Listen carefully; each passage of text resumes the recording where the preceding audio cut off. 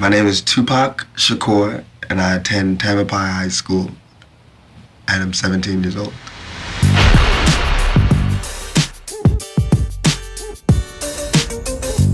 Each generation finds its own heroes and prophets. In 1996, one tattooed political poet whose music and voice reached out to millions of people across the world was silenced. The media portrayed him as a thug, focusing public attention more and more on his alleged crimes rather than his music. He spoke of poverty, injustice, equality, and the harsh realities of life. Was he just a reflection of the times, or someone who made a difference?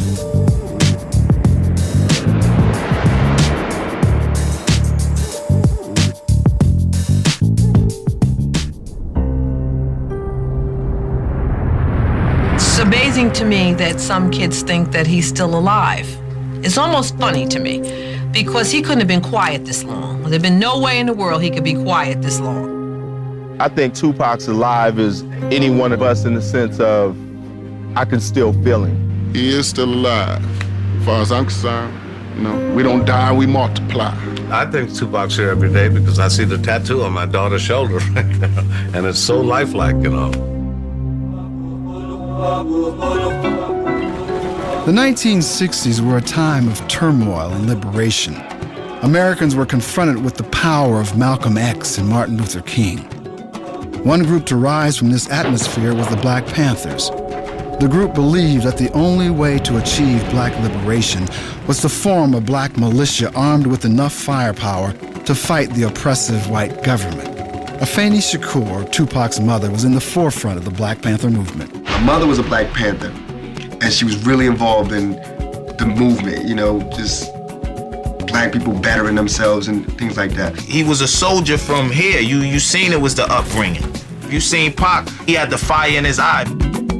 You can't exempt this guy from his environment. His mother was a Panther Party operative. She was socially conscious. She guided her boy in the right direction. Huey Newton was in his 20s when he started the Panthers, who was a voracious reader. And Tupac probably wanted to replicate that. He wanted to imitate that. Afeni Shakur, pregnant with Tupac, was arrested on conspiracy charges along with 20 other Black Panthers. Accused of plotting to blow up Manhattan landmarks, she faced up to 150 years in prison. She successfully defended herself and was acquitted of all charges. 1 month after the trial, Tupac Amaru Shakur was born. I met him the first time at the Armory in New York City at 168th Street. Had gone over to hear Minister Louis Farrakhan speak at a rally, and Afeni was there with him. He was a tiny baby, and he was about 2 months old. Afeni never revealed publicly who Tupac's father was.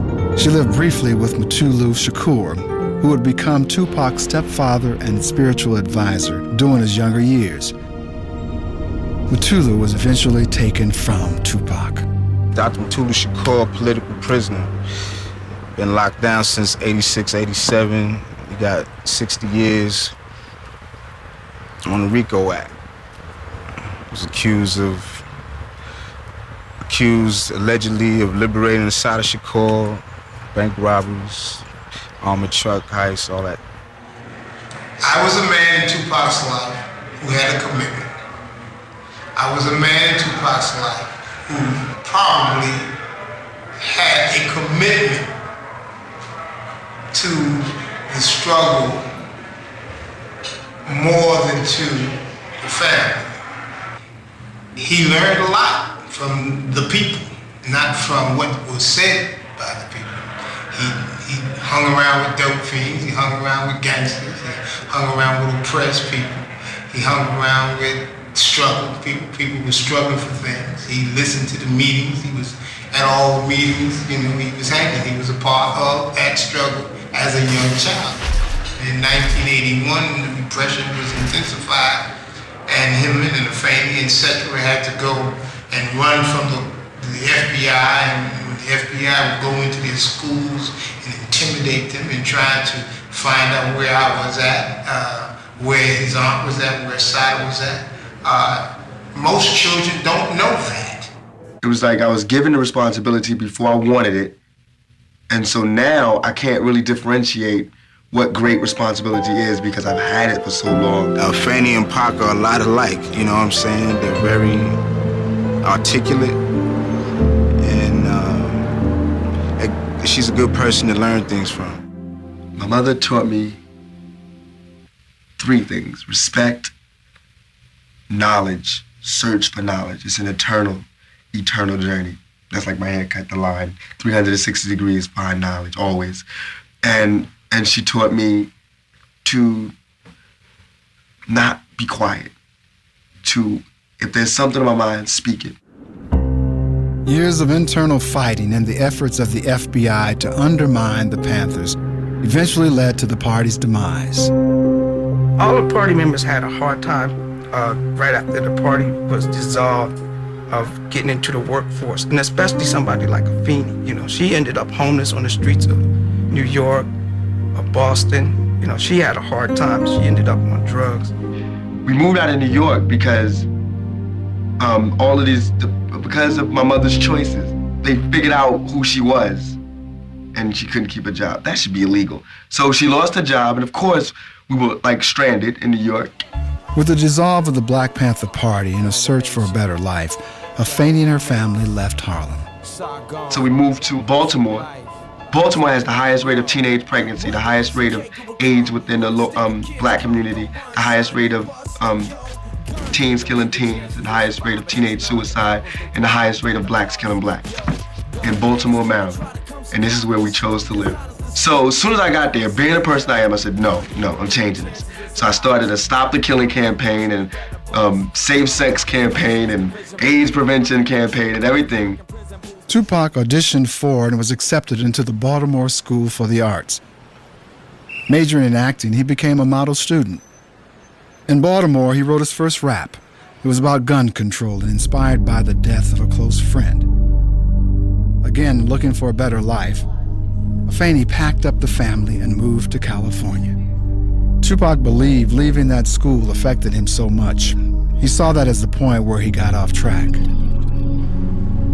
And I came to California to escape that violence that I escaped New York for. Then I went to Baltimore, escaped Baltimore for, came to California. Come to Marin City, I've seen already deaths. I mean, this lady slashed a man's throat because he spit on a kid. This is Door 1, Building 89. It's in Marin City in the jungle, the J-Town. This was kind of like the place we wrote a lot of the first songs. Okay. Come and follow me with your camera. Because, first of all, he stayed in the living room because his sister had my son's room. Baby, this was Tupac's sister's room. Yeah, this is where we used to write all the songs at. Yeah. Sexual used to be mad because we was always... Let me tell you something. In that side window, when his mama leave, all the girls come to the back, and he let them into the slide. Okay? So when I'm in my room, laying right here, in my bed, and something go... I was the training room. Sometimes here in the living room, we'll do some writing, but you know, his mama would kick us out, send us to the back. During the early days, we were broke. We wanted to be rappers, and we got befriended by a lot of people in the street, like dope dealers, pimps, all the people that you think are the wrong type of people. I can honestly say that none of those people tried to draw us into that lifestyle. So a lot of people got behind us and helped us get there. We got caught up in the whole aspect of wanting to ball, wanting to have jewelry, wanting to have nice cars from watching them.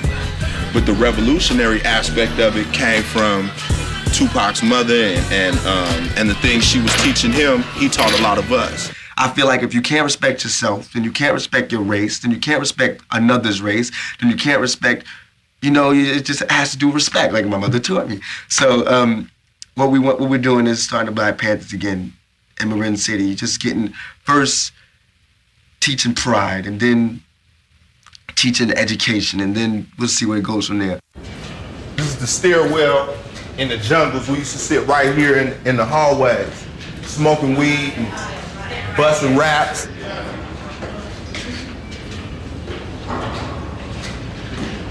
In the garbage chute. That's where everybody used to write their raps at. Now we're gonna go up to the top. This is what I was talking about. Now when you poor, right? When you broke, right? You sitting up here and smoking and shit, and you looking at all them rich people over there. That's Tiburon. That's the most expensive place in California to live. You right there around rich people all the time. That makes it, that's like teasing you in your face if you start. That goes back to what I think the most important thing about rap music meant to the ghetto, man, to the streets, is that it's an opportunity. If there was no money and everything depended on your moral standards and the way that you behaved and the way that you treated people, we'd be millionaires, we'd be rich. But since it's not like that, then we're stone broke. And so that's the only thing that I'm bitter about, is growing up poor because I missed out on a lot of things. In 1989, while Tupac attended a dance function, he met Layla Steinberg. Layla was developing workshops in which young people could express themselves. They immediately connected and arranged to meet the very next day. The very first day we met, he ended up coming from Marin City to this place with me that same day, and we did our little workshop here that night. And then from that night on, he was part of our group. He thought I was like the perfect package to get him where he needed to go. He told me what was going on at his house, and within a couple months I realized that his mother was so addicted that his house was too dysfunctional to have a career, to keep going to school. So within a couple months he ended up coming to stay at my house. 7465 Bridget Drive. And this is the apartment that I was living in with my husband and my children, and Pac and Ray came to stay with me here. He was the sloppiest, messiest person I've ever lived with. And dirty. He would never want to wash clothes. He'd want to buy new clothes so he wouldn't have to clean up and wash stuff. At 17, he was wide-eyed and really believed that he could change the world. I think adults should go through school again. You know, I think that rich people should live like poor people and poor people should live like rich people, and it should change every week. Our relationship was really a relationship that we searched for knowledge, we explored together. And I'll just tell you a book right now, it's been around for a long time. It's called Ponder on This. The stuff we were exploring together, food for thought, alignment, the ancient mysteries, astrology, the Buddha, challenge, Christ, the impact of color, our state of consciousness, medicine, the moon, the occult teachings, Rajneesh, telepathy, the Kabbalah, the Tibetan Book of the Dead. He read Roots a number of times. Taylor Chardin, The Phenomenon of Man. And as you study Tupac's lyrics, you start to know and understand how much he incorporated his reading, even his last albums. So Pac would read a book like this, it's a pretty big book, and he would attack people's definitions. So what is cultural literacy, and who defines it? And is this white perspective or is this multicultural perspective? There should be a drug class, there should be sex education, there should be a class on scams, there should be a class on religious cults, there should be a class on police brutality, there should be a class on apartheid, there should be a class on racism in America, there should be a class on why people are hungry, but they're not. Their classes on gym. This right here is the first hall that Tupac performed in, and it was the EC Craft Community Building. And Pac did this with Digital Underground, packed the place. I had talked to Atron and I wanted to get us a deal, and he said we had to make a video. We decided to have our own mini concert here on the grass so that we could show Atron how tight we were. And so all the kids in the building were our audience right here on the grass. And that was the stage behind the trees. And we had the Strictly Dope show.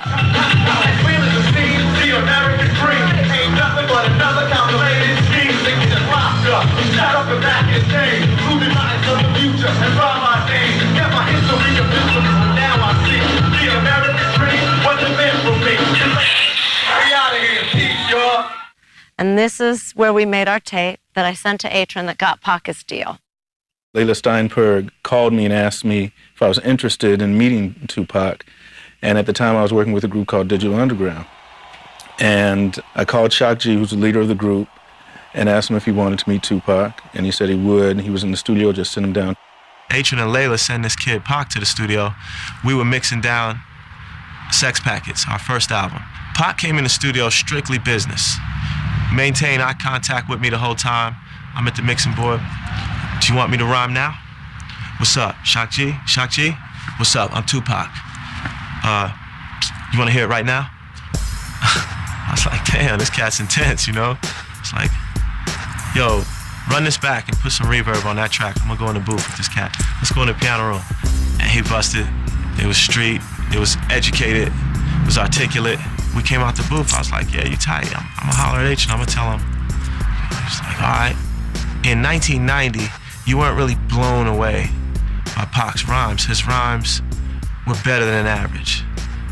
I remember one song was The Case of the Misplaced Mic. Got home from school, my mic was missing. Got on the phone, called Dizzy. I can't find my mic. Word, let's get busy. The case of the misplaced mic. The case of the misplaced. It's like hip-hop fantasy type stuff, you know? Spy looking for his mic. It was either that or political. Wasn't thugged out yet. Layla brought Pac over from Marin to meet Digital, and right away, him and my son hit it off. You know, Pac decided that he wanted to be in the group. Pac had told Layla or Atron that, you know, if he doesn't do something now, you know, he's gonna go to Atlanta and be in the New African Panthers or something like that. And Atron was like, well, if Pac doesn't do something now, he's gonna break out. He's like, why don't you let Pac roll? Because, you know, I wanna sign him. You know, I think he has talent. And I was like, yeah, he is kinda hot. And that's why he wound up Brody-in, dancing, background rapping. My name is Shock G. This is the Digital Underground. He came out. Once he came on the road, every chance he get, you know, he get on the mic. You know, after the shows, after parties, he grabbed the mic and just, you know, once people saw him, it was history. And as we got to know him, we started working him into the rhyming situations more and more as most we could, you know. We were on our second album at the time, EP release, and Dan Aykroyd wanted us to do this movie with him, Nothing But Trouble, and do the soundtrack. And Pac was on tour with us when we got offered, and that's why Pac wound up on Same Song. I remember once when he thought the sound man was messing up the show. Pac took it personal and ran up on the sound man and said, yo!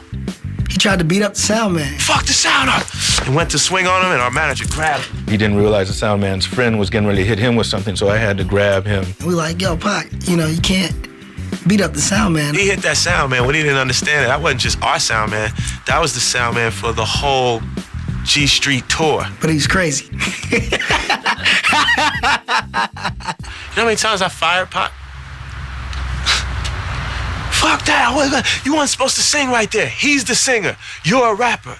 You don't want him singing over your parts, right? Fuck that, I knew you was gonna say it. We were losing the crowd right there, we had to do something.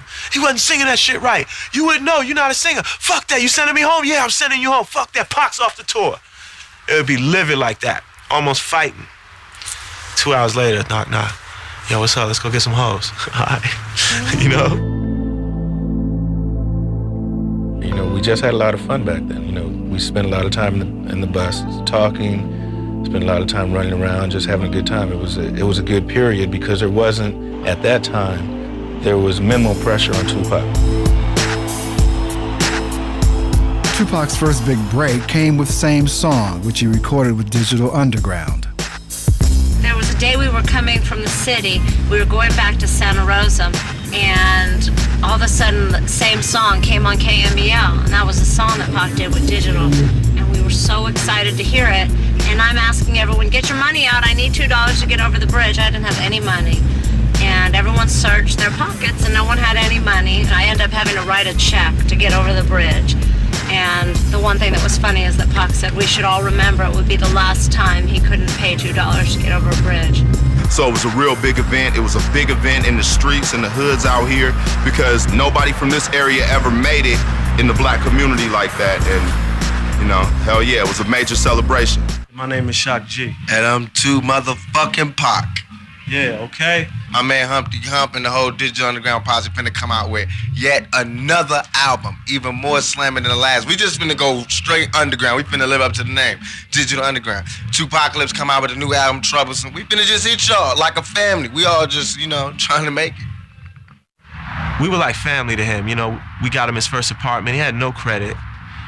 He couldn't drive. He had no driver's license. So we used to have to work the applications, and we would all pitch in and borrow a credit card and co-sign, and we did all the shit we had to do.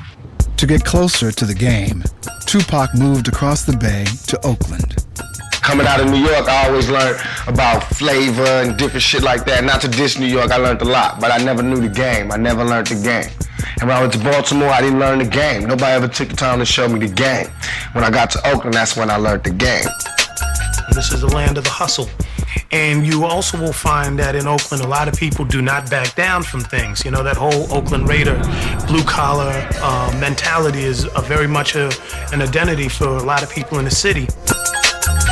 Click-clack, me like go up. You see me gives a fuck about these bitches on me nuts high.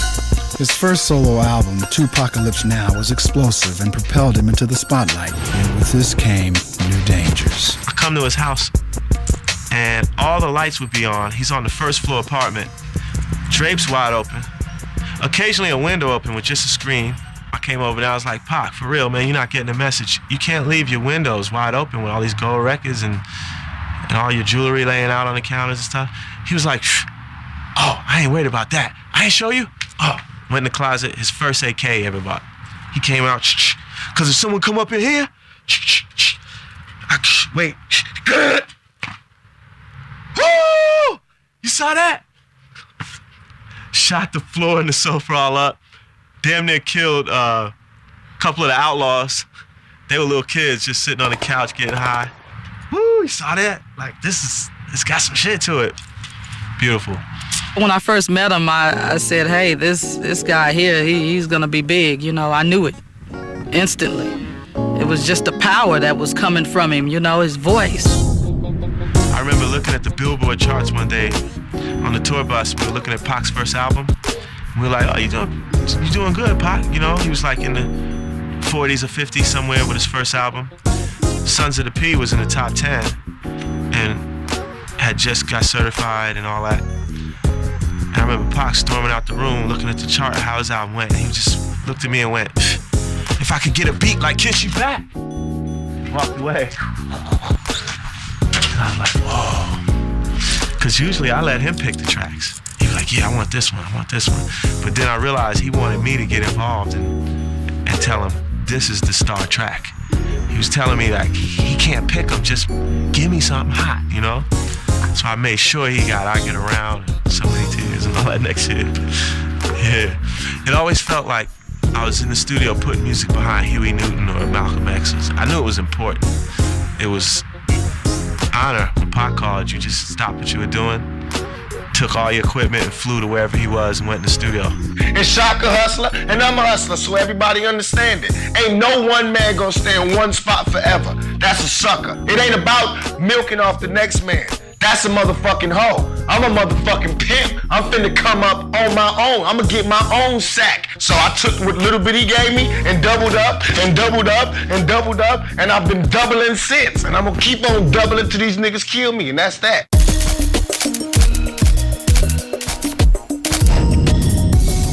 The real tension in Tupac was about remaining true to the people who produced him, and that was where he got this keeping it real. He wanted to be the real nigga, and the real nigga was always in conflict with the other sides of his personality. And all this risk that niggas trying to make me go through, I'ma make them feel the fire like I got to feel the fire. And that's real, and anybody can't understand that, they don't understand the black thing. It's gonna stay black. I'm not finna act white just cause y'all want me to act white. I'ma buy a Benz cause that's what niggas do. Right. You understand me? I'ma smoke weed cause that's what niggas do. I'ma pack a gat cause that's what niggas do. You understand me? I'ma get drunk cause that's what niggas do. You understand me? I'm not gonna change just cause motherfuckers got money. I mean, I knew it was all part of one person. It was all Pac, but he had two sides, the yin and yang, just like everybody. Because everybody got a good side, everybody got a bad side. Just Pac's was amped up a little bit more, you know what I'm saying?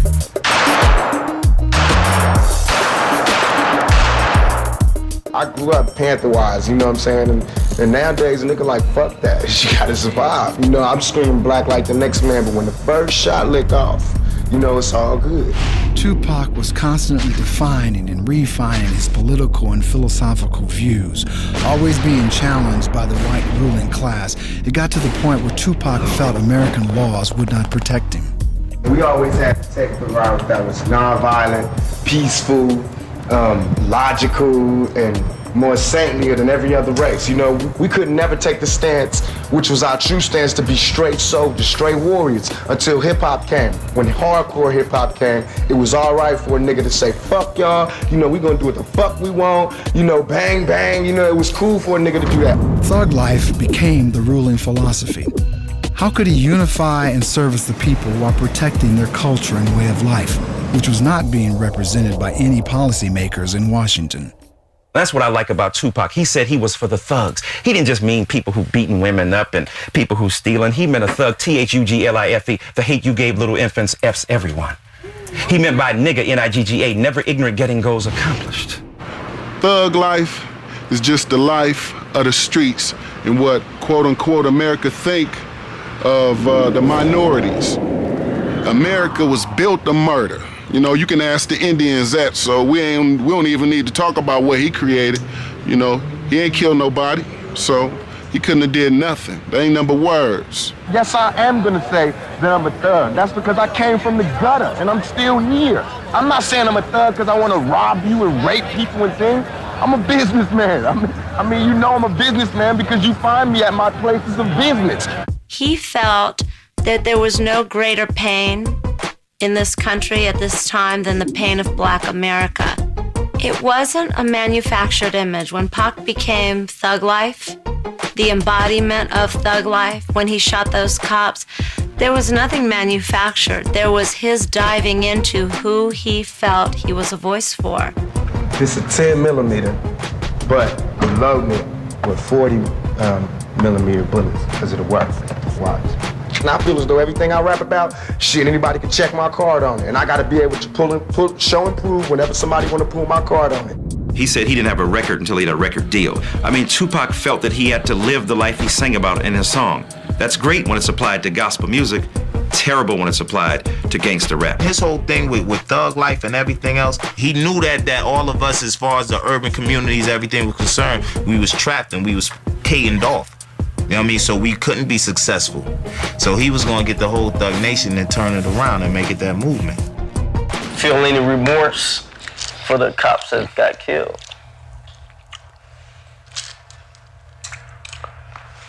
Wait, I'm feeling my remorse. Wait, chill.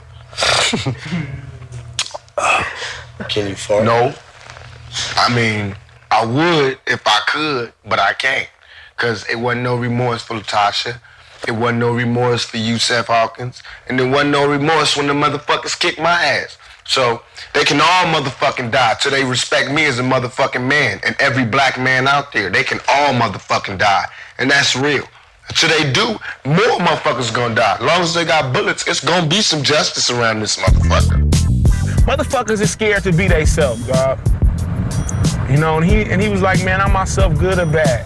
What? Deal with it, motherfucker. I'm putting it right in your face. America, this is what you made me. Now deal with me.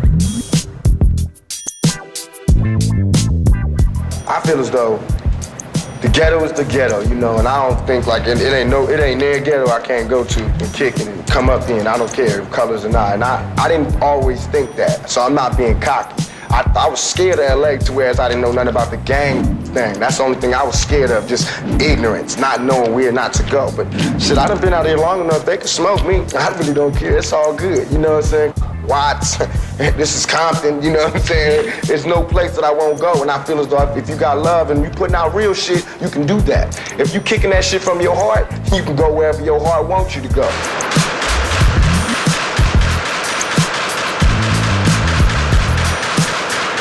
You damn right we gonna represent the hood. We're about the ghetto. They're trying to come up. That's why they celebrating thug life, because thug life is what they know. And the thug spoke to them more than some preacher might have. I done tried to tell y'all since I got out here, it's all about that thug life. And they think thug life is a rap group. Nuh-uh. No. Thug life is just some old deep shit that you can't sink your feet in. It's Richie Rich. It's my nigga Snoop Dogg. It's my nigga the Governor. It's my nigga Warren G. Everybody's on this motherfucker. On this Thug Life album, we got my nigga Spice One, Psych, Mac 10, Rated R. I got niggas from all over the hood, from all over the rap industry, and they all good. And it's all on this motherfucker because it's all about that thug life. It's all about niggas coming together and making papers of what we can do best. And that's game these motherfuckers. And that's straight check these white motherfuckers and put our motherfucking bid down. We been doing it. We do it every motherfucking day. The game is motherfucking free. But shit, we need to start making some money off of it. Let me show you. You know, rifle bullets go through vests. By themselves, this can go through a vest, right? So by me having a hollow point on it, you know, a hollow point make it expand. It'll go through the vest and then expand. Yeah. You know, that's for niggas that be wearing vests like me. Now, I call this one for the public. If they ever come get me for some bullshit and I don't want to go to jail, which I don't, I got this phobia. I ain't going to jail. Not unless I want to. Not unless I did something, I'll go. But I ain't finna go for nothing, you know what I'm saying? So if they come for me, I'm putting a 90 rounder in. Come here, Chief Gates. On the underground. I'm after your ass, nigga. Every time there were police, Pac would always say, get the video cameras, do you have the video cameras? He would want to ride around the Bay, Oakland, wherever, with video cameras, because he always wanted to challenge the police, because he always felt he was being picked on. Are you getting that search? There's another police approaching. We now have 4 cars. Sorry, people, they have OJ in the back. We now have 4 cars at the scene, ladies and gentlemen, for this one stop. We have 4 cars. We heard a knock on the door, and I was like, oh God, the cops are here again. So I go and I open the door. I was like, yes, officer. And he said, we've had more complaints. The music is too loud. And so I was like, I'm sorry, I apologize. I didn't want any problems. And here comes Pac over my shoulder, really sarcastic. Oh, what's up, officer? You have problems? The neighbors' rock music is just as loud. You don't give them shit. And I was looking at him like, please don't start any more problems. I keep having problems already, you know, ever since you got here. So he was like, well, officer, stay right there, don't go. I want to change the volume and make sure that you think this is okay. So he runs over to the stereo and he puts NWA, Fuck the Police. And he turns the volume up just loud enough, but not too loud for the officer to stand at the door and listen. He was like, listen, you know, officer, let me know if this is too loud. Okay. Where else can a nigga go right up to the camera and just be like, fuck all y'all? Yeah. Okay. In a relationship with the police that was strained, Tupac often found himself at odds with law enforcement. In Oakland, he was beaten by police officers who did not believe him when he stated that his name was Tupac Shakur. And in Atlanta, he shot 2 off-duty police officers in self-defense when he stopped to intervene in the harassment of a black motorist. During the trial, it was discovered that the arresting officers had been drinking and had initiated the incident. When the prosecution's own witness testified that the gun used to threaten Tupac had been seized in a drug bust and stolen from the evidence locker, criminal charges were dropped. The left upper side of the face and the upper head, and this whole side, he dead. As an artist of just 21, Tupac began to create an incredible amount of material, more than some create in a lifetime. Things were changing rapidly around him, and he wanted to capture it all. Something happened to him, he wanted to write about it right there on the spot. And then he'd write it. Man, how does it sound? And you know, usually when you're saying your raps, you kind of like saying your rhymes and saying it and kind of figure it out. Right after he wrote it, he would say it just as loud and passionate as if he was in the booth. And be sweating and spitting. And I'd be like, that's dope. You know what I'm saying? Pac's like, I gotta get this shit off my chest. Whether it comes out or not. That's why he has stacks of poetry. That was his vent. That was his air. That was his oxygen. No changes, revisions. He would just scrap it and do a new song. He just poured it out. It's more like a jazz improvisationalist. He came in there and said it, how he felt it. And he's gasping for air. He's got a joint in his hand. He's smoking weed and cigarettes and Newports all night. So he's missing words here and there. So the way he would do it, it was like a dotted line principle. When he would gasp for air and miss a line, on this track, maybe it caught that word. And on this track, so he would triple his vocals to make sure every word was said. You know, I get there about an hour or two early or whatever, and I'll just, you know, have the track ready. He walks in, here's the beat. Give me a pen and pad, give me a pencil. Come on, give me a pencil. That's how he was. I know exactly what I want to do. That's how Pac was. Like, I know what I want to put on tape. Let's go for it.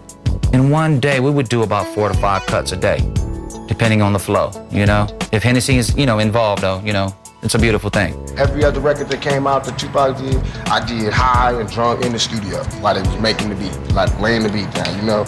And that's why I be sounding hella sloppy, you know what I'm saying? With that song, it'd be like, fuck it. I feel as though, you know, niggas drunk and high when they listening to it. This is Me Against the World right here, which sold over 2 million copies. A song that was on there, man, was Death Around the Corner. You know, he predicted his own death, man. This is All Eyes on Me, which is like definitely a huge, huge classic album. You know what I mean? That's a big one. This is the cut How Do You Want It that I did, you know what I'm saying? Which is a big one, a huge, huge record. Thug Life, this is where we all started though. Me, Tupac, Psych, Mo Preem, everybody, Rated R, everybody, man. We were doing our thing. This is like when I first met him. Thug Life. I was the music man, Pac was the lyric man. We were LA and Babyface all the way.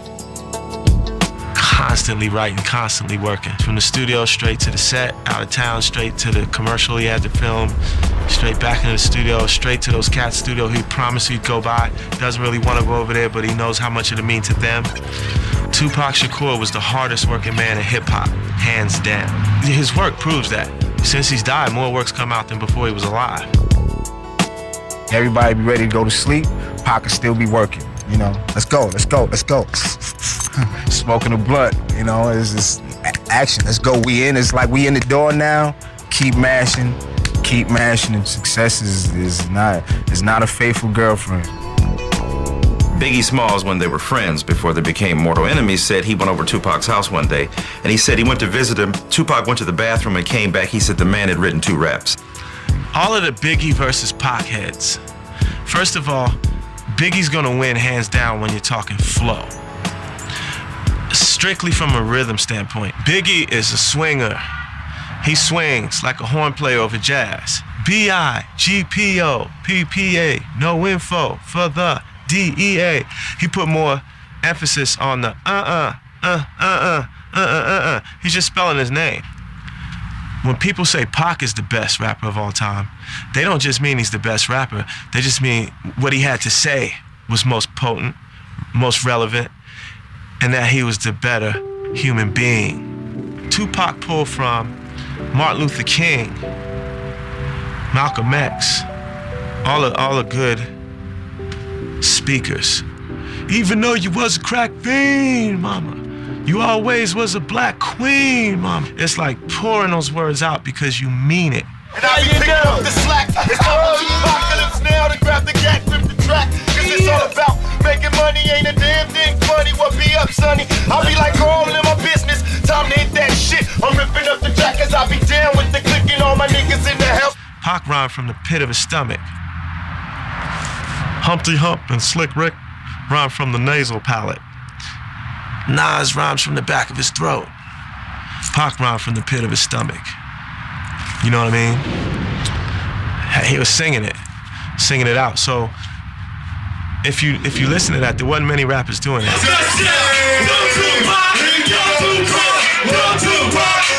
Pac made sense, man, because of the simple fact the way he wrote lyrics, man.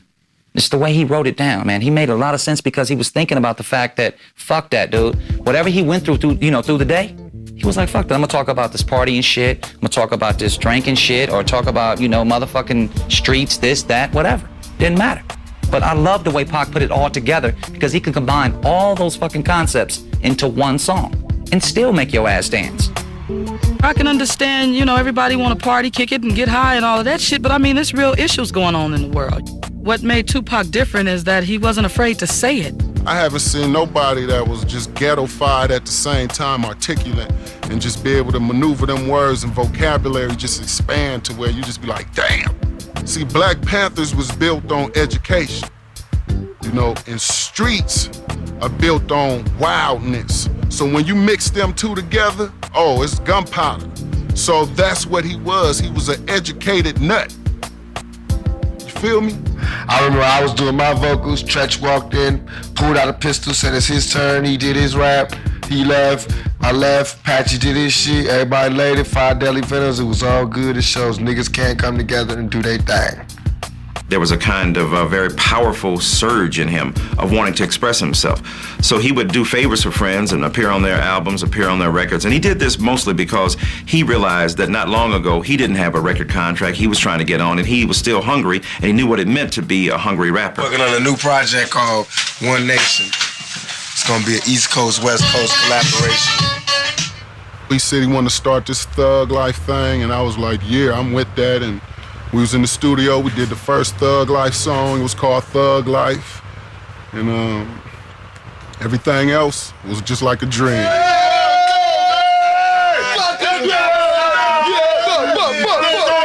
Idi Amin, Outlaws, Makaveli trained soldier in the flesh. Shit, 92, I just graduated high school, and you know, we reached out to Pac and was like, what's up, you know what I mean? Pac was like, come to Oakland. That's my first time stepping into Oak Town, you know what I mean? And I was just turned out from then. And we was the young niggas, we was like babies, you know what I mean? Running around the country with them. Watch what's going on so you can see when you come in, you can see if I'm giving you something. If y'all all walking around like this, we can do this shit separate. I can rap you rap you rap. What's the point? Interaction. He was our general, we was the soldiers, so we did work together, and it's always been like this, and it's always gonna stay like this. Shit, we only got 2 weeks to do this whole album. Complete it. Mix it down and everything. We don't have time or the luxury to spend all of this time doing one song. We don't have it. We gotta somehow find a way that we could double up on it. Cause I did my whole album, I know it ain't all of that, but I did my whole album like 3 songs a day. Cause I was just laying it, rocking it, then getting off. You can mix it later and have niggas that love being in the studio all night, just adding a drum beat at a time and shit. You can do that after the rappers leave and shit. There's niggas that love being in the studio that just love listening for the right kick. But for while we in here and you got like 8 rappers here and everybody drinking and smoking and shit, man, get that beat popping, throw them niggas on the track. You catch everybody freestyling, throw them niggas on the track. Boom, that's the name of the song is whatever this nigga said his last word was. We do it, put it down. Then after we finish, we walk out, everybody be here and listen to it. Be like, this the hook, we go in there and lay the hook. If we don't like that hook, the nigga lay another hook, come back out here, you know, lay scratches or whatever. That'd be the song. Along with the music came other avenues of expression. Tupac had always been an actor, and now Hollywood was opening up its doors. He and Tretch were asked to audition for the role of Bishop in Juice. And like I went up in there, I'm reading lines like, yo, you know, I'm explaining, like reading it basically, I know it a little bit, but I'm, you know what I mean, not know. He went up in there, yo, fuck that, I'm telling you, you gotta learn to say, you gotta put it down the streets, you go, yo, I heard, I'm like, yo, you better get this motherfucking role, I don't even want it no more. His first role in Juice was an extraordinary portrayal, but people always thought that's who he was. And it wasn't who he was. Hell yeah, when the riots was on, nigga, on the 29th, your boy Pac was filming a movie, a multi-million-dollar movie with Janet Jackson, but that motherfucking night, I was out there shooting up motherfucking Chinese takeouts. I swear I was. Come through. Hey, but bust it. That was a movie I was doing. That was all the movie that y'all gonna see coming out called April 29th. Turn it down, boy.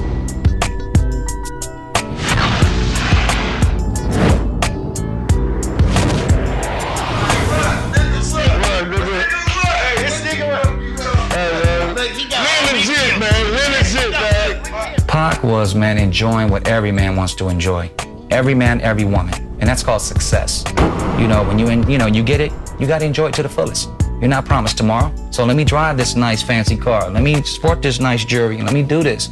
Let me, have about, a couple of G's in my pocket. Pac did what he could for people to say, hey, come on, man. Come with me, man. I'm gonna go do this rap thing. I'm gonna go do this music thing. You wanna roll with me? Roll with me. You wanna fall off? Fall off. They either ended up in jail or ended up dead, one or the other. But he did what he could for his homies, though. He felt guilty about his success, which made him work even harder. And the guilt he felt was because he was reared in a household that taught him you are to be for the community, and even the material goods you have should be sacrificed for the larger political goals of black people in America, many of whom don't have what you have. This is a big question, and no one's been able to answer it, and this is staggering. How can Reagan live in the White House, which has a lot of rooms, and there be homelessness? And he's talking about helping homelessness. This is what I mean about practicality. All right, if there's someone homeless in Washington, D.C., if there's homelessness, and he has the White House, which has 1,000 rooms, why can't he take some of them people up the street and put them in his White House? Because he doesn't want to get dirty. The White House would be a little tainted. His various houses and places of residences from his first apartment were missions and flop houses for anybody that needed it, or somebody he saw any glimmer of hope in, you know? Yeah. With Tupac's new fame and fortune came other obstacles. How could he grow as a performer as the public watched his every move? The once poverty-stricken youth was now generating enormous amounts of money. Some of his friends noticed a change. From not having nothing to having the power and the allure of fame to a young, broke nigga from the ghetto, I mean, you couldn't imagine. One change for sure is that the stress increased, the need to make a hit increased. Pac changed as far as his attitude. He had gotten to the point to where he felt like he didn't really have to respect anybody, and that's where we got to clashing at, you know? There was the flirtation with some of the materialistic trappings that the rap game has to offer. That is something, when you're in this business, if you're not around other people that are outside of that, you can be immersed in it and not even realize you're immersed in it. I don't know if I could handle that shit. A man don't know what he can handle till we put in that position.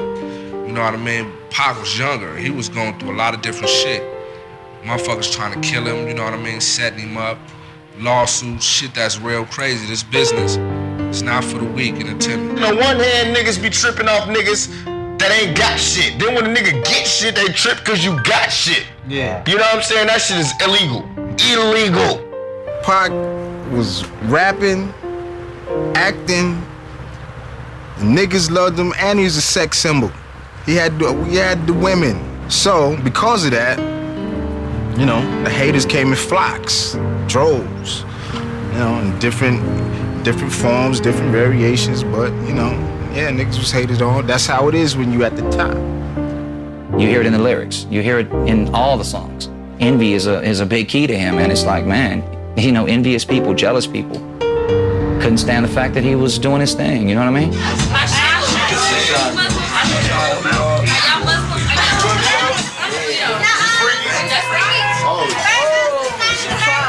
He was staying in the city.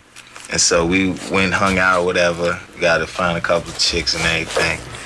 Went back to the hotel. So we got a double room. I had my room, he had his room, whatever. So we was up in there, everything. I mean, I had a little video cam and everything. So me and my little chickie, we taping shit and everything, and, you know, getting all wild and everything. So popping out the room and the door like cracked. So I'm like, shh, telling my little thing, shh. So I go up in there and start taping it from the door. So I'm taping them up in there. So he just banging it out on the bed, banging it out. So I'm taping, and I hit the door. I'm trying to get close. I go, boom. And they both get up. He like, man, what the fuck is you doing, man? I know you ain't out here taping this shit. What the fuck? Yo, you got it. Like, yeah, I got it. Man, what the fuck is you doing, man? Don't be coming to this motherfucking taping no shit, man. Man, turn this shit. Give me this motherfucking tape. You got it. All right, keep it. You go back up. Can't believe this motherfucker come up in here tripping. I had to teach my motherfucking self how to be a man. You understand me? And I'm still learning. But there can't a motherfucker out there tell me shit. Because I was on welfare, started with nothing. Now I got a little bit of something. I'm on the bright screen. I'm on videos. God damn it. That's why I act like this. He was the happiest when he was with his niggas. You know, like we all are. We happier when we with our niggas because, you know, we can be ourselves and, you know, we just love niggas. He was at the top of the game. And I was like, damn, Pac, finally somebody from our crew or somebody I know made it to where we always said we wanted to make it too. But he was not content. He wasn't satisfied, or that's where he wanted to stop at. This This might be no role model type shit, none of that, but goddamn, ask yourself, ask your mama, ask your daddy, ask your auntie, ask your uncle. You smoked weed before, didn't you? You smoked crack before too, didn't you? I'm a role model though. Well, Pac never did nothing but smoke weed. That's it. He never fucked with that old bullshit. So give me my motherfucking propers and don't sweat me when I'm blunted like a motherfucker. He couldn't function sober. He didn't like to anyway.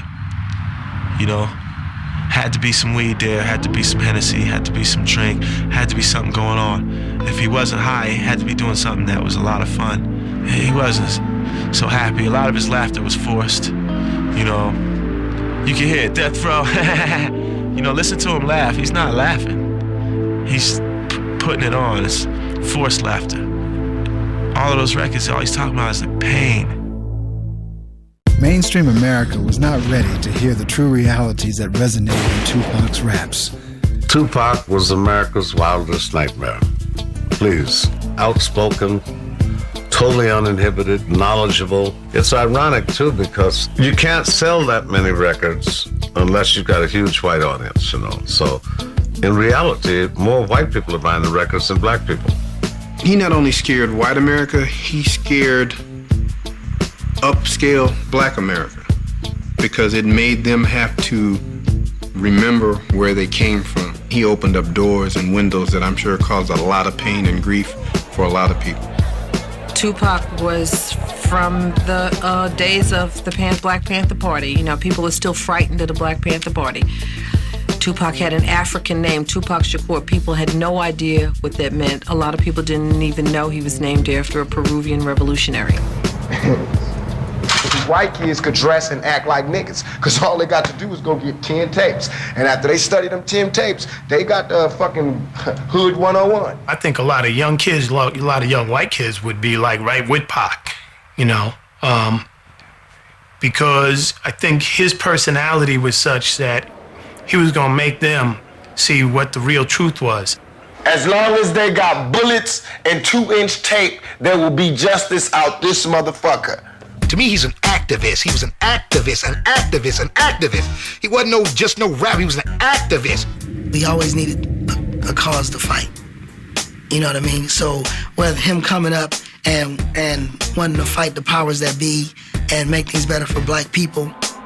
This ain't no democracy. Pac knew that the elite was paying the government. The elite on the government, on the president, everybody else. Pac was talking about that shit and they didn't want to hear that shit. They didn't want no young black brother telling these black people in the ghetto that your strings is being pulled by a committee of 300. White people got you believing just because I'm telling a nigga to stop getting his hand kicked in by the police, to take the gun he would use to shoot his brother in a second and kill the motherfucking cop that's killing you, your family, and everybody else on the block. You know what I'm saying? Kill that motherfucker. That is not insane. That is sane and straight like a motherfucker. That's positive, like a motherfucker. There was a state trooper who had been killed in Texas, and the young black man who killed the state trooper claimed he was listening to a Tupac song at the time that this happened. And they mentioned his name at the Republican convention, and it totally freaked him out. He couldn't believe that somebody who was going to run for president of the United States was talking about him and his lyrics with all the problems this country had. So, I mean, goddamn, the vice president talked about me, a young nigga from the hood. He know me. He want my shit up off the shelf. You know why?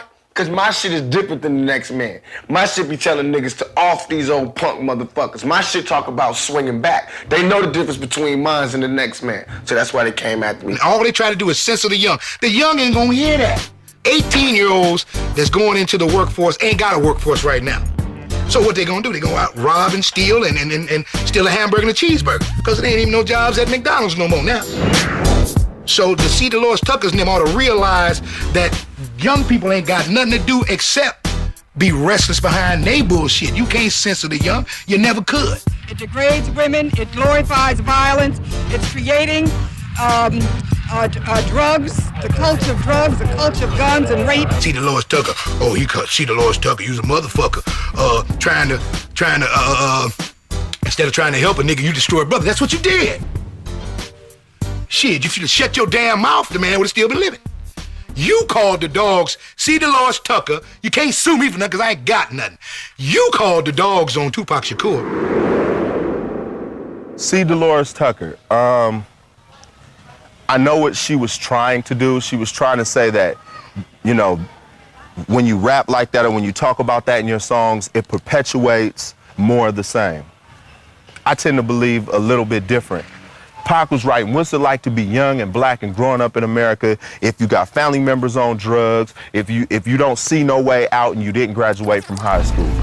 In many of these ghettos, which are really enclaves of civic terror, we have a generation of young, especially black people, who are now planning their own funerals. They go to the funeral director, they sit down, they plan what song will be sung, who will preach, who will speak. They plan what their corpses will look like and what caskets they will be buried in. That's extraordinary. It's intolerable, or it should be. And yet we tolerate that in America. And that's why Pac wanted to get into politics, so we can have a voice out there that's not just going to ride with whoever's out there just yes, we, and no, we going to be up there, we going to give you the other side of the story that you're not hearing. You can't survive out here by yourself. The police ain't nothing but a gang. The National Guard is a gang. The Army is a gang. We learn all our gang shit from the government. You know what I'm saying? We learn all this gun shit from the government. You know, somebody get a gun, the gov get a bigger gun. You know what I'm saying? How they gonna show us that thing we can't pick up? So I'm picking up.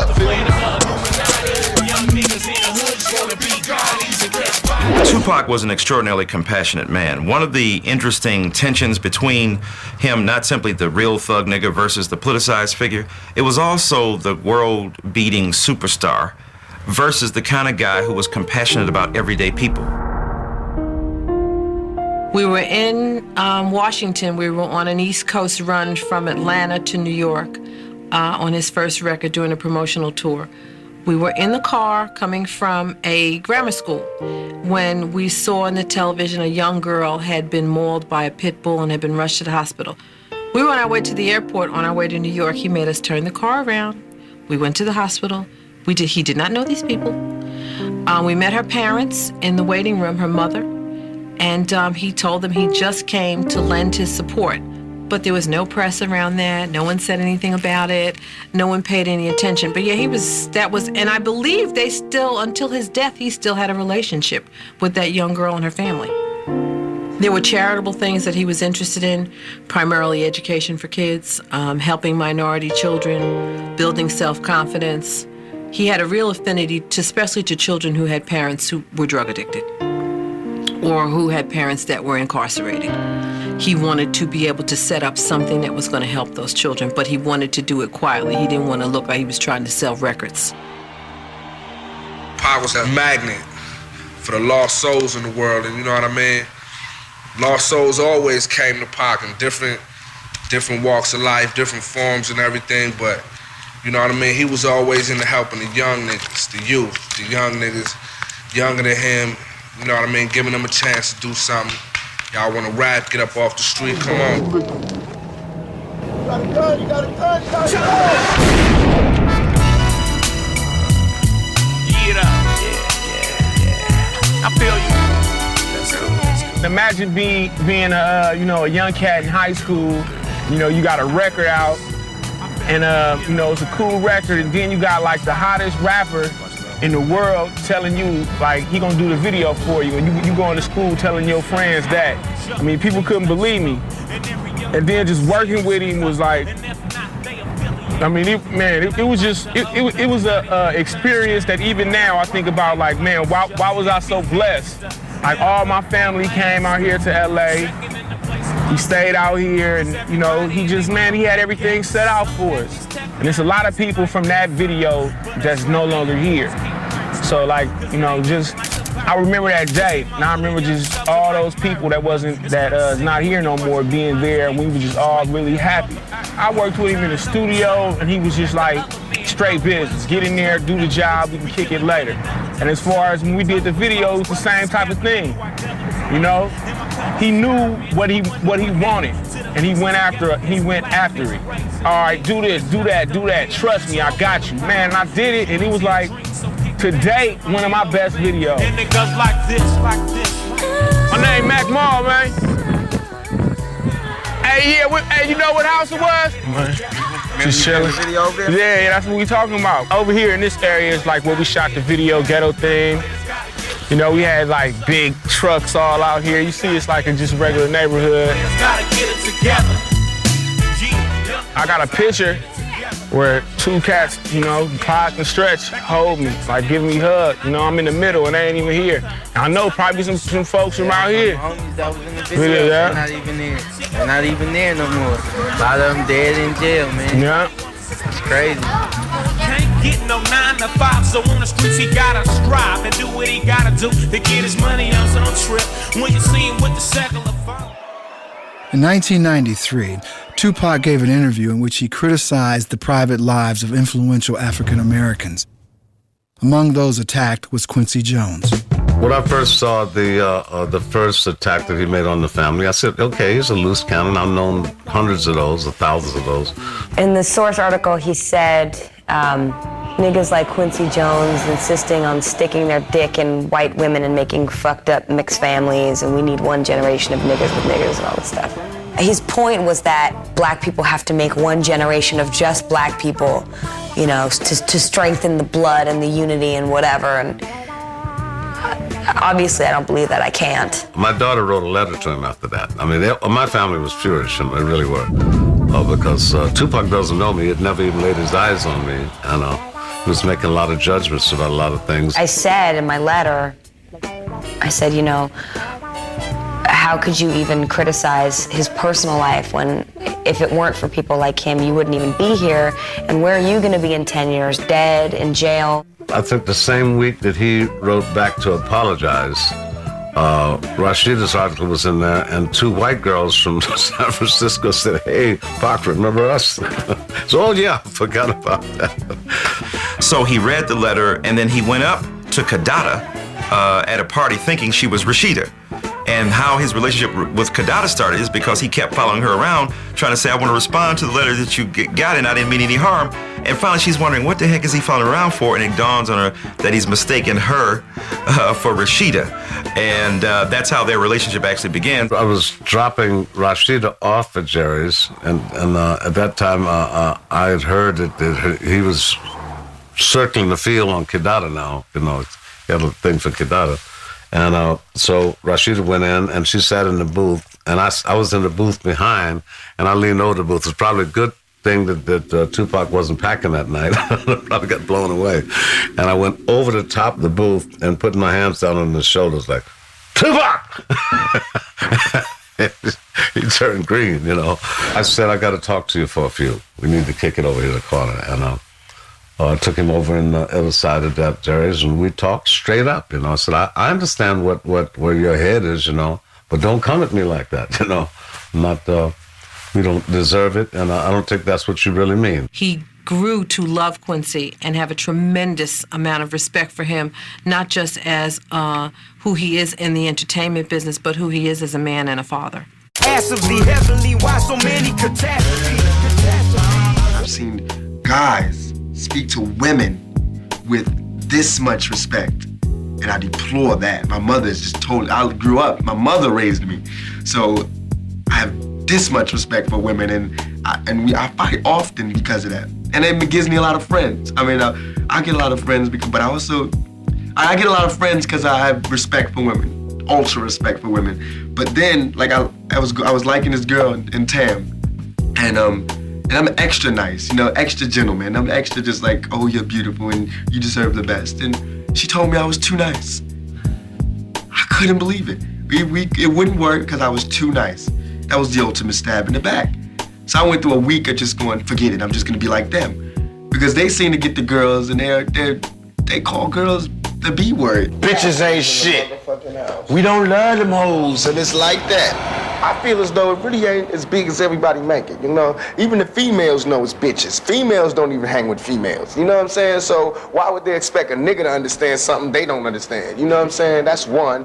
Two is that these bitches is like boss. She out there handling her business. She ain't saying, why you call me bitch? She clowning, you know, and that's what you do. That's how you show and prove. But no nigga gonna fuck with her. If you call yourself a bitch, who can call you a bitch? He treated me with respect. He had no choice. I demand that from him and any other man or woman or whoever, you know. That's just me. No, I mean, you know, what he referred to women as is what the women that, a lot of them that he dealt with, you know. If that's how they were, that's what he addressed them as, you know. In my music, I do the same thing, you know. Sometimes I consider myself as a bitch because I can be a real bitch at times, you know. But I'm always a woman, stay a lady. He did keep your head up. He did Brenda's Got a Baby. So you know he had, you know, the side of caring. But at the same time, they're bitches and they're hoes out here. So what makes people think that you can only be one way? You know, he was just riding it straight down the middle. So you hoes, I talk about you hoes sometime, and you women that deserve to be put up to be a queen, I'm gonna talk about you sometime. So it was all gravy. He did what the hell he felt that he needed to do, and I was just keeping it on the common denominator. Niggas need to stop giving these bitches all the attention. That's why niggas is dying now. When these hoes get horny, niggas die. Hoes get horny, niggas die. Watch, every time, every funeral you go to, it's a bitch that was horny the night before. So you need to start checking these bitches, keep your dick in. Niggas need to go back to the OG penitentiary days and start jacking off. Because if you don't, you're gonna end up killing each other. We're gonna all die. We gotta start saying, fuck these bitches, man. If you fucking with a cool female, that's all good. But if you fucking with a bitch, you need to break her ass and shake her ass. Tupac, now at the top of his game, was about to go head-on with the legal system his mother fought 20 years earlier. Charges were brought against him and his entourage, accusing him of sodomy and rape. Truly absurd to think that anybody in the hip-hop game with mild celebrity status has to rape anybody. This woman supposedly sucked him off in a club a couple of nights, in a club, public club. Come on now, in the hotel. Late night, what you there for? Come on, man. I know my dog. We've been flipping chicks from back in the early 90s on the road and handling, man. We ain't never had to take no ass. Never. You know what I mean? We, from the door, if we going to do something, have that type party, it's from the door. It's let it be known. That's our slogan, let it be known. Her lack of credibility began to unfold during the course of her testimony in this case. From point A on the dance floor, where she essentially committed sodomy, during the time that she had discussions with young men that she didn't know in the midst of Tupac inside the Club, going to the hotel the same night, engaging in sex, engaging in oral sex, coming back several nights later to the same hotel suite, engaging in discussions with the same young men. Well, yeah, that was a straight up lie. You know, I mean, I've toured with him. Ladies, he's put out the room and brought them to me. You know, hey, they got to get out my room. You know, if they didn't want to do what he wanted to do, he didn't force them. He didn't care. Bye. Pac called me after that happened crying. Like, Pac wasn't afraid to cry. That crushed him. You know, sometimes there's always the company you keep. People always say the company you keep, and that will be your downfall. Pac's company was his downfall. Why am I the only one in court right now? Why is the cameras all on me? And in the report and all these charges, I didn't do nothing. I'm charged with being in concert with some guys. Well, where they at? Why me? Because I'm Tupac. No, I'm not angry at them. I'm angry at the system. I don't want nobody else to go to jail, you know what I'm saying? But I don't want to go to jail for something I didn't do. It was just crazy that he was in jail behind it. Come on now. Come on now. While out of jail on a $50,000 bail bond, Tupac was about to enter an elevator at New York's Quad Recording Studio to a late-night session when he was shot 5 times by apparent robbers. Well, everybody knows the story. Pac felt like he was set up. And we discussed that. He had his own views because he was there. Most of us were on the West Coast out here working on the Thug Life album, but him and a small crew was there. Only hours after surgery to remove bullet fragments, Tupac checked himself out of Bellevue Hospital against his doctor's orders. In a wheelchair, he returned to the courtroom where he hears the verdict. Not guilty of sodomy and rape, but guilty of sexual assault. Judge said that ever since you become a star, that you've had one problem after another problem after another problem. And because of this, I'm going to give you this sentence. he was found guilty for what in New York is touching somebody. They got to shove me in the penitentiary or jail. I'm not going willingly. Pac stood up, and this is the first thing you've heard him say in like 2 weeks of court. You know, Your Honor, and throughout this entire court case, you haven't looked me or my attorney in the eye once. It's obvious that you're not here in search of justice. So therefore, there's no point in me asking for a lighter sentence. I don't care what you do because you're not respecting us. This is not a court of law as far as I'm concerned. No justice is being served here. And you still can't look me in the eye. And so I say, do what you want to do. Give me whatever time you want because I'm not in your hands. I'm in God's hands. You can cut the tension in the courtroom with a knife. It moved the whole side of the prosecution. I didn't say it like Pac said it. The way Pac said it, everybody's eyes in the courtroom watered up. Nobody could speak for a minute. Brave motherfucker, yo. Ooh. He did not apologize to her for doing anything to her. He apologized for the situation having gotten that far. It was not, I'm sorry I sexually abused you. That was not the case. It was, I'm sorry I let myself get into a situation with you that caused this to happen. I spent a lot of time with him in Rikers Island. And it was funny because I think the times I spent with him there, he would try to keep up a front because there was a rumor of a hit out on his life when he was there. And him trying to be this strong guy, you know, everything's cool here, you don't have to worry about it. When inside, there was some fear. But there was always someone visiting. There was someone there every visiting day. But Dannemora was another thing. The first time I went up there, I mean, it was like stepping back in time. And the prison was like the main factory in town. I think it was built in the 1860s or some early. It was frightening. It's funny, I don't think it broke his spirit. There was a clarity about him because he wasn't getting high. He wasn't smoking. He was writing scripts. He was writing lyrics. Me and Big Syke went up there for like 2 weeks and visited him every day. He talked about, niggas yelling in the chair, but Pac was the type of nigga, he was a man's man. He was, real niggas always relate. That's where all the assholes at. So what can you do in there but just, absorb what's going on and survive? It's survival of the fittest. So if you got to survive, yeah, I'm gonna come out that motherfucker, mad like a motherfucker. Yeah. Tupac's attorney questioned why Mr. Jack Agnew, who was arrested with Tupac, but whose case was separated from his clients, received only probation. Mr. Agnew introduced Tupac to the alleged victim, and Tupac believed that he may have been a government informant. The facts that we were able to delve up were that he had been arrested a number of times all around the country. We were able to get a national rap sheet on him. He never did a serious day in jail.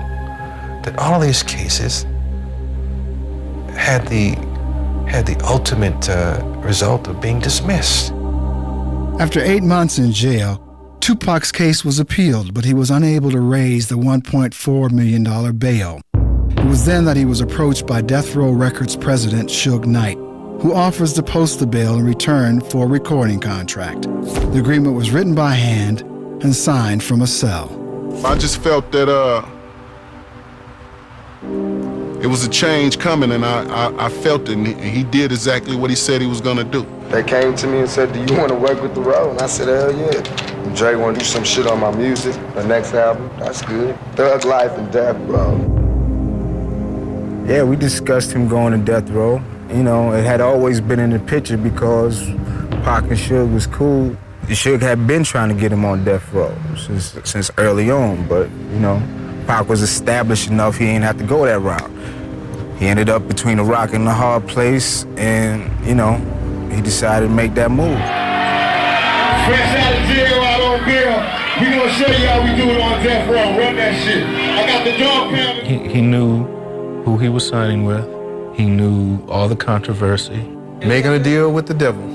I gotta do, and I was saying, he said, I gotta do this. He says, right now, because this is the only choice I got. I worried about him every day because he was my friend. I knew the reputation, being in law enforcement, I knew various things that you see, that you hear, that you just know. You see what's being associated. You talk to other people that were in the music industry. I watched the fear of other people. Well, I don't talk about Suge, man. I don't even get into that little conversation. You can skip me with all them questions, man. Many of Tupac's friends questioned his decision to record with Death Row. Over the years, there'd been a lot of controversy surrounding the record label. You know, a lot of people want to say that he went down the wrong road. But when I just talked to him about it, he talked mainly about the music because that's where his heart was. Well, Pac bring a voice, you know what I'm saying? We just sit back and just kick it basically. And when he came, he brought like a voice to Death Row.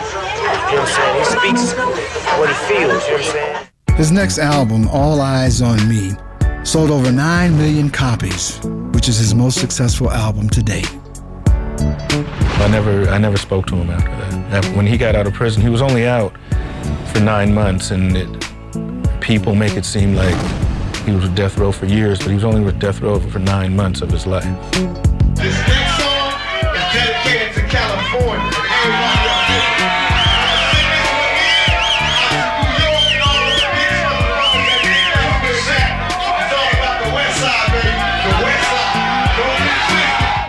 I'm scared to do some freestyle. Blow, I'm too high and I might go off tempo. But now I'm back to let these niggas know just how deep my game run. Tupacalypse don't sleep. When you think about hip-hop culture, you think about the dozens. And the dozens are what young kids play, a game of verbal contest where they try to outdo each other rhetorically and verbally by usually starting with talking about yo mama. Well, fuck it, I'm a high guy. From Bed-Stuy putting the swelling on your eye. Your nose even, when I choke you, you stop breathing. When police come, I'm leaving. Peace and love. Battle raps are the extension of the dozens, so to speak. They are the extension of getting on record and dissing the other person. It's this nigga named Nas, and he kicking with these niggas named Mobb Deep, and they kicking with some niggas named Bad Boy. Did I say fuck them all? So I'm about to take this nigga beat and whoop his ass with his own motherfucking beat. Rap came up off of diss records. That's what separated rap from R&B and rock and roll, because we got on the record and said, yo shit is whack, fuck you, and all your homeboys, you know what I mean? Tupac accused Biggie and Puffy of setting him up to be shot. This feud was sensationalized by the media and caused waves of fear throughout the industry. If you know somebody and it's to the point where it's like, yo, we gonna do some dozens type thing or whatever, or we gonna get on the same record together and do it, and when we in shows we gonna do it, it was cool. Back in the days it was more of acceptable, but you gotta realize after, you know, Pac and Big and everything, it could get serious. It took a ugly, dangerous turn when Tupac, and to a lesser extent Biggie, got involved, because I think here Tupac was at greater fault than was Biggie. Biggie did make a song called Who Shot Ya after Tupac got shot that was taken as a direct affront to Tupac, but Tupac released perhaps the most bitter, vindictive, vengeful battle rap and diss song of all time, which was called Hit 'Em Up, where he begins to literally talk about having sex with Biggie's wife. So it was ingenious, and it was evil, and it was vicious, and it was powerful and compelling at the same time. We want to make sure we mash their ass like we did Biggie. See that nigga quiet as a fucking church mouse. Drop, hit him up, that nigga quiet as fuck. He ain't got shit to say. His wife pregnant, that nigga waiting like an expected father not knowing who the baby is. If one don't know, I use the rubbers, so it ain't mine. I'll tell you straight, I ain't wanna fuck that fat bitch nowhere. Before there was even hip hop at the juke joints down south, people getting stabbed, hit over here with the bottle, same shit. Well, no matter what type of entertainment you in, you know, that's what happens. It's not just us. Pac's war wasn't against the East Coast because there's a lot of cats on the East Coast that he got love for Pac. There was a lot of incidents that happened right prior to him getting out of jail. For example, the Source Awards, 15,000 people was booing us. Anybody from California was getting booed. The distinction between the real and the represented got blurred. And unfortunately for Tupac, keeping it real, being a real nigga, meant that you literally had to move from wax to the street. For the record, you know what I mean? Pac and Biggie ain't diving no rap shit, you know what I mean? Strictly street shit for all my niggas who know, you know what I mean? Wasn't no rap shit. Rap ain't killed Pac and Biggie, and when you say that, you kind of like spitting on their grave, you know what I mean? I remember his 21st birthday. He was doing poetic justice. He wanted a truck. He didn't have a driver's license. And Adrian Gregory went through so many changes to get him this truck and drive it up to him on the set. And how surprised he was that he made it to 21. And so often we talked about it, and I would tell him, you have got to stop this death thing, because it was like a twin. His body of work shows he could see something, you know? I know he knew. When I see that last picture of him taken in the car, and he's looking out the window, and there's absolutely no expression on his face, I knew. I just hope he wasn't afraid. I don't know, like he saw it coming. I mean, out of the songs that we, you know, out of a lot of songs that we did, you know, for him to talk about death, death, death, death. I mean, he would talk about it all the time. He always thought he was gonna die prematurely. He gave Layla, you know, a lot of the poetry books. He said, you know, when I'm dead and when I'm gone, you know what I'm saying, hold these and then let everybody know this side of me as well as whatever I've already exposed. And that's prophetic type shit, man. God let him know that he only had so much time to make an impact. He was a pre-thinker. You wonder, how could he make a song, God Bless the Dead, praising Biggie after Biggie died and Pac died first? Because Pac was a thinker like that. He was always plotting. If I die this way, put this out. If I die this way, I want you to put this out. He was thinking, and he wanted to cover all those bases. That's game, ain't it? Woo. He was playing to win. He had a plan E, much less a plan B. After attending a Tyson fight in Las Vegas, Tupac, who was sitting in the passenger seat of a black BMW, was shot multiple times. Miraculously, the driver of the car, Suge Knight, escaped serious injury.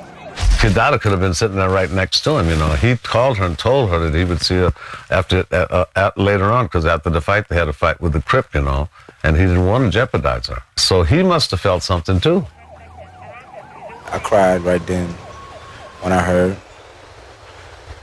You know, anybody who loved him is still affecting him right now, guaranteed. He was obviously with people that didn't love him. He was supposed to have been protected. Whenever you have anybody that goes down without a struggle, without defensive actions, responsive actions taken, I always question why. My first thought was like, well, when he come out of this one, he really gonna think he's invincible. Tupac was admitted to University Medical Center where he underwent surgery, including the removal of his right lung. I walked in the room to visit him, and he was trying to tell me something. That'd always be one of the mysteries in my life. I don't know what he was trying to tell me, but he was trying to tell me something. And he was shaking the whole bed. He was a warrior, you know, to the end. On September 13, 1996, after 6 days in critical condition, Tupac Amaru Shakur was pronounced dead. He was only 25. Quincy Jones said if Malcolm X died at 25, he would have been a street hustler named Detroit Red. If Martin Luther King died at 25, he would have been a local Baptist minister who had not yet arrived on the national scene. And if I would have died at 25, I would have been known as a trumpet player and struggling composer, just a sliver of my life potential. Pac was a prophet. He knew things that none of us seen yet. And Pac ain't never let me roll with him to pull no gun on no black man. Cause he's seen a lot of brothers going, a lot of sisters going, a lot of children going. Pac wasn't no gangster. I rolled with Pac. We came up together. Pac was a soldier. A private memorial service was held for Tupac on a secluded beach in Malibu. In attendance were close friends and relatives, including his mother, Afeni Shakur. Some of his ashes were scattered into the sea. We threw all the gifts in the ocean for him, and we threw the chicken wings and the Hennessy and his favorite pictures, jewelry. Everybody brought something. Everybody said a little something. We brought drums and bongos, and people spoke, and we had fires burning. That was his funeral.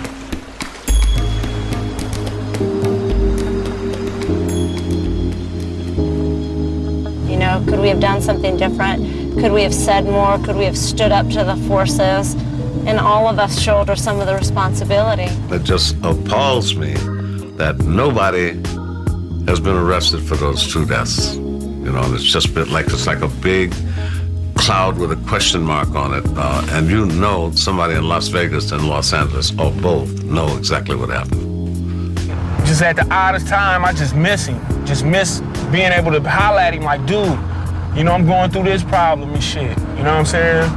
It's like you're happy about having successful records with Tupac, producing him and all that, but at the same time, it's like he's not here to enjoy what you're enjoying, you know, while I'm alive. And however it went down with them taking him away, he's still not gone.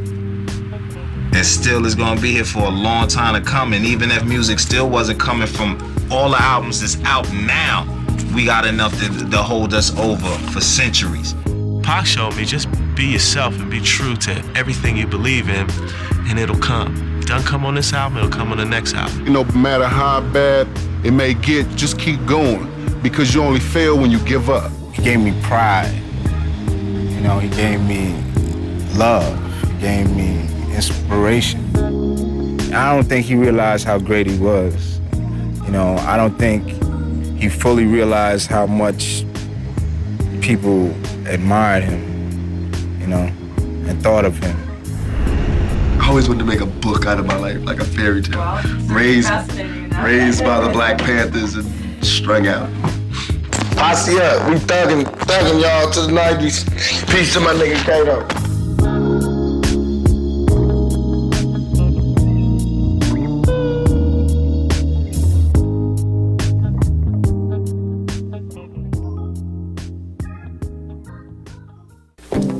I like when he says, hey, yo, Shock, let them hoes know.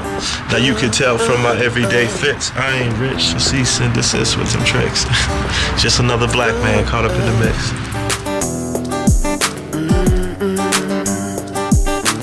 When I ride, he ride. When I get some ass, he gets some ass. When I get my drink on and my smoke on, he get his drink and his smoke on. And I hit so much harder in the left hand now, you just don't even know. I'm righty. It's like it done took over. Pac just up in there. Woo-hoo-hoo. Boy. Once again, again you find yourself a little lower. This picture of Tupac reminds me of him and the kind of look he would have in his eye if he was getting ready to pick up a girl at a club or so had seen somebody that caught his eye. You got to be strong, and even though you get tired. And if you look at this, though, you see memorabilia of like me and Pac right there, you know, all that, doing our thing. This was a sketch that was drawn of me and him. You wonder how it all went wrong. And the sorrow. Here, I was just noticing as I was looking for things to share with you. You know, this is Pac's house number. Sometimes I forget, you know, you can look at his last house number in LA. And sometimes I reach for the phone to call Pac. Like, I forget. You know, there'll be moments where I'll grab the phone, I'll have something I want to say, and I go to dial his number, and then I go, oh, I can't dial his number. You know what I'm saying? Have you ever had that happen when you lose someone? And even though you get tired. No time to pray to God, cause it's war when the squad hits. You wanted to be abusive, so I robbed him of his manhood. You should have learned how to use it for colored girls. He planted the seed, now we're gonna blossom and bloom and, you know, do our thing and build some more trees and just build on to his legend. The walls will fall down. I was down in Jamaica. They said, the man lives here now. My man is right down the island. I said, don't take me to him. Love that brother, but I'm trying to write a book.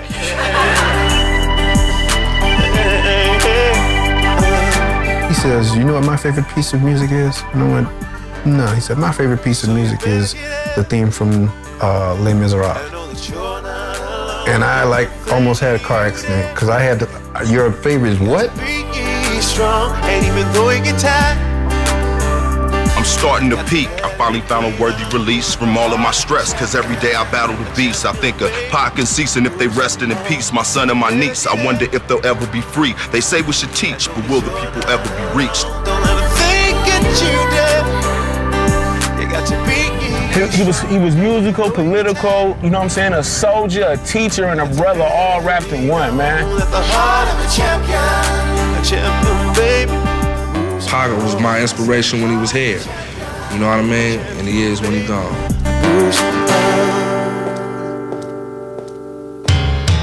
Heavenly Father.